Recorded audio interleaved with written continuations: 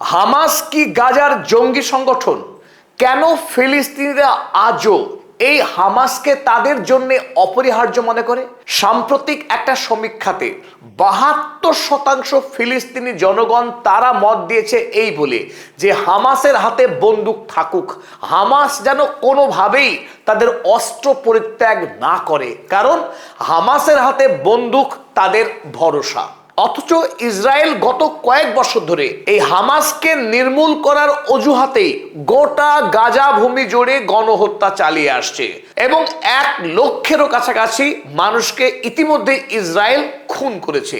তারপরেও যে হামাসের নাম করে সাধারণ গাজাবাসীরা প্রতিদিন খুন হচ্ছে, সেই হামাসকেই বাঁচিয়ে রাখতে চায় সাধারণ ফিলিস্তিনি জনগণ।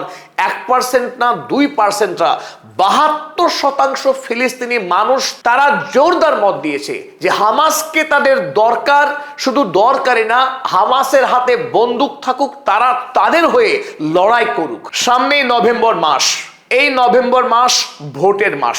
আমেরিকায় মিড টার্ম নির্বাচন, ইসরায়েলে নির্বাচন, এবং এই নভেম্বর মাসেই প্যালেস্টাইনে 20 বছর পর সাধারণ নির্বাচন হতে যাচ্ছে।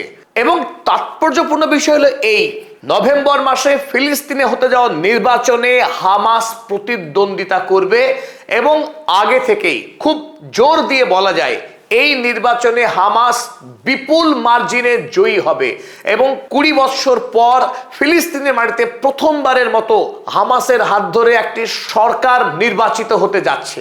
এবং এই নির্বাচনে সত্যি যদি হামাস জয়ী হয়, তাহলে ইরান এবং ইসলামিক নেটো, যে ইসলামিক নেটোতে ইতিমধ্যেই সৌদি আরব, পাকিস্তান এবং তুরস্ক তারা স্বাক্ষর করেছে, এবং আশা করা যায় নভেম্বর মাসের আগেই মিশর এবং কাতার, এই শক্তিশালী 2 মুসলিম রাষ্ট্র, তারাও ইসলামিক নেটোর সদস্য হবে।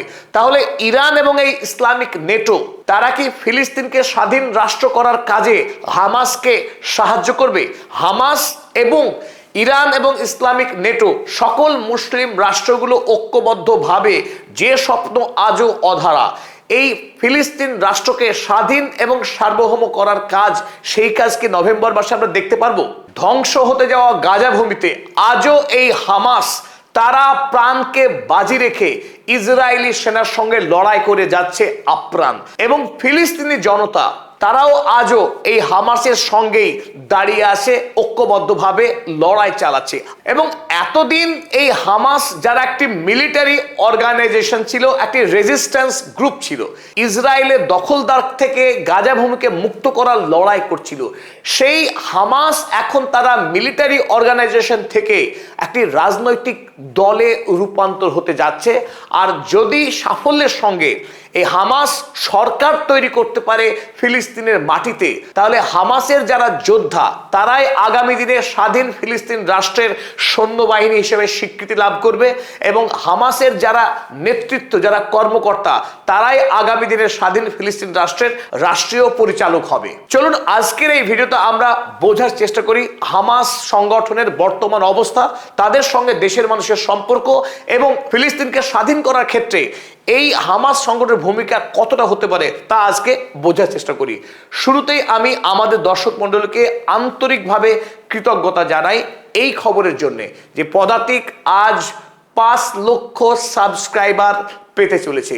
আপনাদের সীমাহীন ভালোবাসা আমরা পেয়েছি, আশীর্বাদ পেয়েছি, দোয়া পেয়েছি। আমরা গত সেপ্টেম্বর মাসের 22 তারিখে এই যাত্রা শুরু করেছিলাম। 1 বছর পূর্ণ হওয়ার পূর্বেই আপনারা 2 হাত ভরে আমাদের দিয়েছেন ভালোবাসা, তার জন্য সত্যিই আমরা আপ্লুত। আগামী দিনেও আমরা আপনাদের কাছ থেকে এভাবেই ভালোবাসা, দোয়া এবং পরামর্শ পাবো, সেই প্রত্যাশা রাখছি। চলুন আজকের এই আলোচনা শুরু করি। আরো একবার স্বাগত জানাচ্ছি আপনাদের বন্ধু অধ্যাপক আব্দুল হালিম। শুরুতেই যে বিষয়টা আমরা বোঝার চেষ্টা করব, ফিলিস্তিনি সাধারণ জনগণ তারা কোনোভাবেই চায় না যে হামাস তাদের অস্ত্র পরিত্যাগ করুক, অথচ ডোনাল্ড ট্রাম্প চায়, অথচ বেঞ্জামিন নেতানিয়াহু চায় যে হামাসের হাতে যে বিপুল পরিমাণে অস্ত্র রয়েছে, যে অস্ত্র দিয়ে তারা আইডিএফ এর বিরুদ্ধে যুদ্ধ করে, সেই অস্ত্র পরিত্যাগ করুক ডোনাল্ড ট্রাম্পের তৈরি বোর্ড অফ পিসের কাছে। সেই নির্দেশ ডোনাল্ড ট্রাম্প জোরালো ভাষায় দিয়েছিল, কিন্তু হামাস সে কথা মানেনি।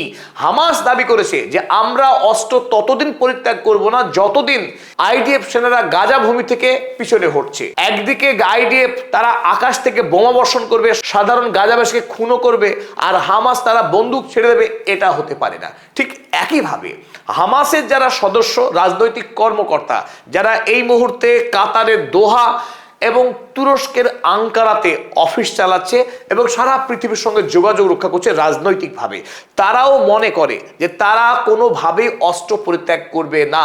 এবং এই প্রেক্ষিতে আমরা যে কথা উল্লেখ করেছি, আগস্ট মাসের 12 তারিখে একটি সমীক্ষার ফল প্রকাশিত হয়েছে, যে সমীক্ষা চালানো হয়েছে গোটা ফিলিস্তিন জুড়ে, গাজা, ওয়েস্ট ব্যাংক এবং ইস্ট জেরুজালেমে। সেখানে সামগ্রিকভাবে যে ফল হাতে পাওয়া গেছে তাতে দেখা যাচ্ছে 72% ফিলিস্তিনি জনগণ তারা প্রত্যেকে জোরালো দাবি জানিয়েছে যে হামাস যেন কোনোভাবেই তাদের অস্ত্র ছেড়ে না দেয়, অস্ত্র পরিত্যাগ না করে, কারণ ওই অস্ত্রই তাদের বেঁচে থাকার সম্বল, তাদের বেঁচে থাকার রসদ। আমরা এটা বোঝার চেষ্টা করি কেন ফিলিস্তিনিরা আজও হামাসকে তাদের নয়নের মণি করে আগলে রেখেছে। সহজ উদাহরণ এই, আপনারা দেখছেন ওয়েস্ট ব্যাংকের মানচিত্র, এটি গোটা ফিলিস্তিন রাষ্ট্রকে টুকরো টুকরো করে ফেলা হয়েছে, এখন 3টে অংশে অলরেডি বিভক্ত হয়ে গেছে। আপনারা দেখছেন এটা ওয়েস্ট ব্যাংক, এই পাশে দেখছেন আপনারা সেই গাজা ভূমি, যে গাজা ভূমিতে বোমা বর্ষণ চলছে, আর এই মাঝখানে ছোট্ট করে একটি অংশ রয়েছে, এটি হলো জেরুজালেম। জেরুজালেম এই বৃহত্তর ওয়েস্ট ব্যাংক এলাকা থেকে এখন ইতিমধ্যে বিচ্ছিন্ন হয়ে গেছে। এবং আমরা জানি যে এই গাজা ভূমিতেই হামাস সংগঠন তারা অবস্থান করে, আর এই ওয়েস্ট ব্যাংকে ফিলিস্তিনির হয়ে লড়াই করবার মতো কোনো সক্রিয় শক্তিশালী কোনো গোষ্ঠী নাই।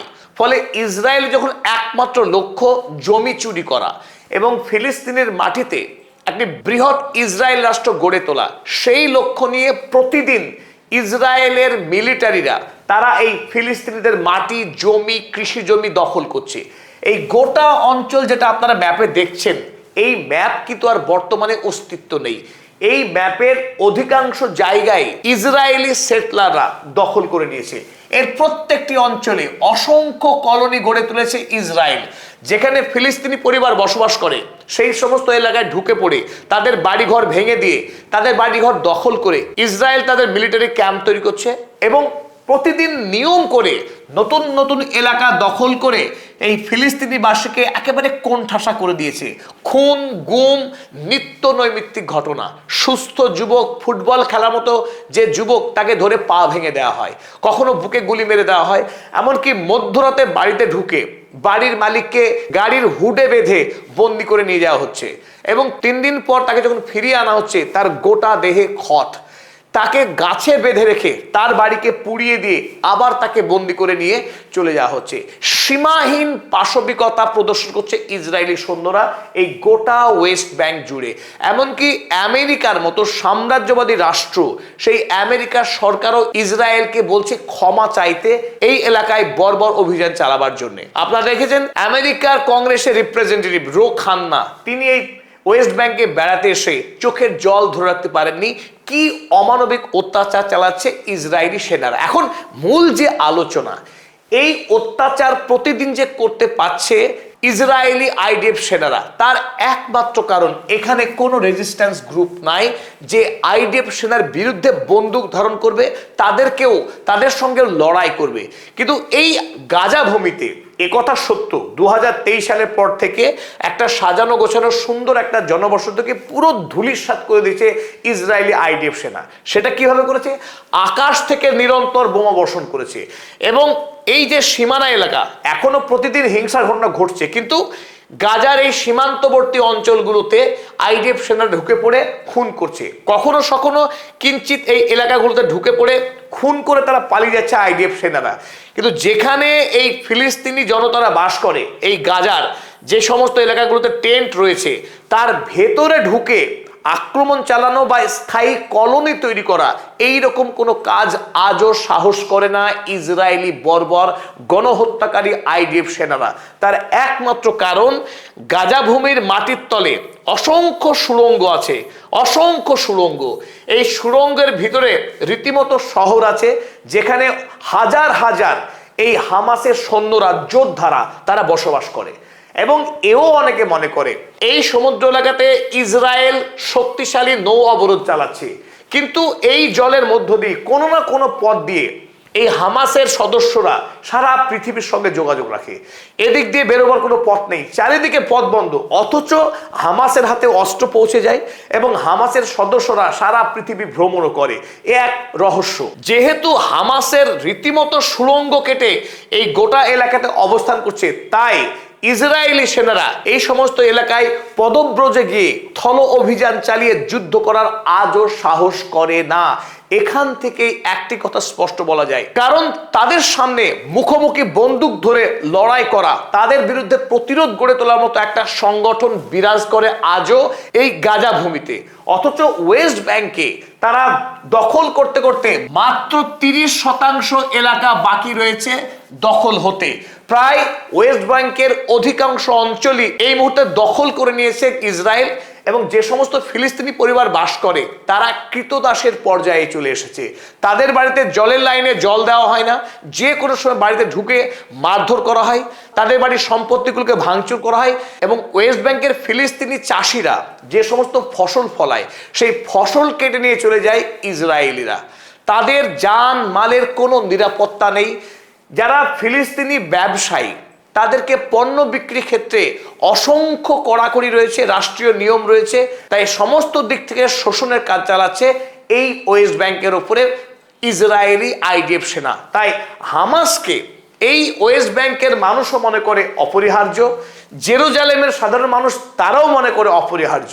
যে হামাস শুধু গাজায় আছে বলে গাজার ফিলিস্তিনি জনতা সমর্থন করে এমন নয়, সমগ্র ফিলিস্তিনবাসী তাদের একটা বড় অংশ হামাসকে তাদের জন্য বেঁচে থাকার জন্য, তাদের রাষ্ট্রীয় স্বীকৃতি আদায়ের ক্ষেত্রে গুরুত্বপূর্ণ নির্ভরযোগ্য সংগঠন বলে মনে করে। চলুন এবার আমরা দেখি হামাস যা এতদিন রেজিস্ট্যান্স গ্রুপ হিসেবে কাজ করে আসছিল, তারা কিভাবে আগামী দিনে ফিলিস্তিনে একটি পুরোদস্ত রাজনৈতিক সংগঠনে রূপান্তর হতে যাচ্ছে। নভেম্বর মাসের কথা আমরা জানিয়েছি আপনাদেরকে যে নভেম্বর মাসের নির্বাচন হতে চলেছে, সেই কথাই ছেপেছে আনাদোলু সংবাদপত্র। আনাদোলু লিখছে, Hamas says it will take part in Palestinian election under broadest possible coalition. এই নভেম্বর মাসের যে নির্বাচন হতে যাচ্ছে সেই নির্বাচনে হামাস অংশগ্রহণ করছে, আর হামাসের নেতৃত্বের দায়িত্ব পেয়েছে এই মুহূর্তে খলিল আল হায়া। খলিল আল হায়ার নেতৃত্বে এই হামাস সংগঠন তারা ফিলিস্তিনিতে তাদের ভাবাদর্শের কাছাকাছি অন্যান্য যতগুলি সংগঠন আছে তাদের সঙ্গে একটা জোট, মহা জোট তৈরি করবার চেষ্টা করছে। সেই জোট নভেম্বর মাসে ফিলিস্তিনে যে অপর শক্তিশালী রাজনৈতিক দল আছে যার নাম ফাতাহ, যে ফাতাহ দলের নেতা হলেন মেহমুদ আব্বাস, সেই ফাতাহ দলের বিরুদ্ধে রাজনৈতিকভাবে প্রতিদ্বন্দ্বিতা করতে চলেছে হামাস। নভেম্বর মাসে দুটি গুরুত্বপূর্ণ নির্বাচন হবে। প্রথমটি হলো পিএ নির্বাচন, অর্থাৎ প্যালেস্টিনিয়ান অথরিটির নির্বাচন। এই প্যালেস্টিনিয়ান অথরিটি নির্বাচন মানে হচ্ছে দেশের সরকার তৈরি নির্বাচন, যার মাধ্যমে লেজিসলেটিভ অ্যাসেম্বলি তৈরি হবে। দেশের মানুষ তারা ভোট দিয়ে তাদের প্রতিনিধিকে পাঠাবে সরকার গড়ার জন্য। সেই সরকার ফিলিস্তিনের দৈনন্দিন যে কাজকর্ম, পুলিশ প্রশাসন, শাসন কাঠামো সমস্ত কিছু দেখভাল করবে। দ্বিতীয় যে নির্বাচন হবে 20 দিন পর, সেই নির্বাচন হচ্ছে পিএলও নির্বাচন। পিএলও অর্থাৎ প্যালেস্টিনিয়ান লিবারেশন অর্গানাইজেশন। এটা অত্যন্ত গুরুত্বপূর্ণ এবং একটা ইউনিক ভোট। পৃথিবীতে আর কোনো দেশে এইরকম কোনো সংগঠন নাই, কিন্তু প্যালেস্টাইনের ক্ষেত্রে ইউনিক একটা বিষয় রয়েছে। অন্য দেশের সরকার, যেটা আমরা বললাম এই লেজিসলেটিভ অ্যাসেম্বলি, নির্বাচিত সরকার তারাই দেশের আভ্যন্তরীণ এবং বৈদেশিক বিষয়টায় সমস্ত কার্যাদি সম্পন্ন করে। প্যালেস্টাইনের ক্ষেত্রে একটা সেপারেট বডি রয়েছে যেটাকে বলা হয় পিএলও। এই পিএলও পৃথিবীর অন্যান্য দেশের সঙ্গে ফিলিস্তিনের সম্পর্ক রক্ষা করে, যার এতদিন ধরে প্রধান হিসেবে দায়িত্ব পালন করছেন মেহমুদ আব্বাস। সেই মেহমুদ আব্বাসের দিন এবার ফুরিয়ে এলো। সম্ভাবনা এই যে হামাস এই নির্বাচনেও লড়বে এবং হামাস এই ভোটে জয়ী হবে। জয়ী হলে পরে এতদিন এই মেহমুদ আব্বাস, যাকে অনেকেই মনে করে যে ইসরায়েলকে খুশি করবার জন্য এমন অসংখ্য কাজ করে যে কাজের কারণে ফিলিস্তিনি জনতা শেষ হয়ে যাচ্ছে, কিন্তু তিনি বহাল তবিয়তে চেয়ার ধরে আছেন। দীর্ঘকাল ধরে মেহমুদ আব্বাস তিনি পিএলওর হেড হয়ে আছেন। অথচ প্রতিদিন একটু একটু করে ওয়েস্ট ব্যাংক ফুরিয়ে গেল, ইসরায়েলরা পুরো দখল করে নিল, কিন্তু তিনি কোনো রকম পদক্ষেপ গ্রহণ করতে পারেননি। তাই তার বিরুদ্ধে যেহেতু ওয়েস্ট ব্যাংকের মানুষের ব্যাপক ক্ষোভ রয়েছে, এই নির্বাচনে তিনি জয়ী হবেন না। খুব স্পষ্ট অনুমান যে হামাসের কোনো প্রতিনিধি এই পিএলও ভোটে জয়ী হবেন। তাই একদিকে পিএ নির্বাচনে দেশের সরকারের ক্ষেত্রে হামাস জয়ী হচ্ছে, দ্বিতীয়ত পিএলও নির্বাচনের ক্ষেত্রে এখানেও হামাসের প্রতিনিধি বিজয়ী হবে। দুই ক্ষেত্রে হামাস জয়ী হওয়ার সম্ভাবনা অত্যন্ত প্রবল। আবার অনেকেরই এখানে একটা প্রশ্ন তৈরি হতে পারে, আদৌ কি ভোট হবে? প্যালেস্টাইনে ভোট হওয়া সম্ভব? কারণ সেখানে তো গণহত্যা চলছে, মানুষ খাবার নেই, একেবারে সীমাহীন অরাজকতা বিরাজ করছে। কিন্তু আপনাদের আমরা আশ্বস্ত করছি এই বলে যে প্যালেস্টাইনে নির্বাচন হবে, হওয়ার সম্ভাবনা অত্যন্ত প্রবল। কেন? এক নম্বর কারণ হচ্ছে ইউরোপ মহাদেশ নিজেই দায়িত্ব নিয়েছে এই নির্বাচন করার। ইউরোপের 27টি রাষ্ট্রের মধ্যে 16টি রাষ্ট্র ইতিমধ্যেই প্যালেস্টাইনকে রাষ্ট্র হিসেবে স্বীকৃতি দিয়েছে এবং তারা জোরদার দাবি জানিয়েছে ইউরোপীয় ইউনিয়নকে দাঁড়িয়ে থেকে প্যালেস্টাইনের মাটিতে নির্বাচন করতে হবে। এক। দুই নম্বর হচ্ছে আরব লীগ। আরব রাষ্ট্রগুলির যে লীগ রয়েছে, সেই লীগ চাইছে এখন যে কোনো মূল্যে ফিলিস্তিনের নির্বাচন হোক। নির্বাচন না হলে প্যালেস্টাইনকে স্বাধীন রাষ্ট্রের স্বীকৃতি এনে দেওয়া সম্ভব না। তাই কূটনৈতিক সম্পর্ককে ভালো করতে গেলে প্রথমেই দরকার নির্বাচন। তাই আরব লীগের রাষ্ট্রগুলো প্রাণপণ চাইছে ফিলিস্তিনের মাটিতে ভোট হোক। তৃতীয়ত, এখনো দুর্বল হলেও ইউনাইটেড নেশনস অর্থাৎ রাষ্ট্রসংঘ তারাও এই ভোটকে পর্যবেক্ষণ করছে। এখনো পর্যন্ত যে মানবিক সাহায্য পৌঁছে দেওয়ার কাজ করা, রাষ্ট্রসংঘগুলো সেই কাজ আজও করে আসছে। আর এই কাজ করে বলেই ইসরায়েল রাষ্ট্রসংঘকে সব রকম আক্রমণ করে। রাষ্ট্রসংঘের অবজারভেশনে এই ভোট অনুষ্ঠিত হবে। চতুর্থ যে এন্টিটি যারা চাইছে এখানে ভোট হোক এবং ভোট করতেই হবে, তারা হলো ইন্টারন্যাশনাল ডোনার্স অ্যাসোসিয়েশন। ফিলিস্তিনিদেরকে যারা সারা পৃথিবী থেকে বিপুল পরিমাণের সাহায্য, মানবিক সাহায্য পাঠায়, সেই ডোনার অ্যাসোসিয়েশন তারাও চাইছে যে ফিলিস্তিনে নির্বাচন হোক।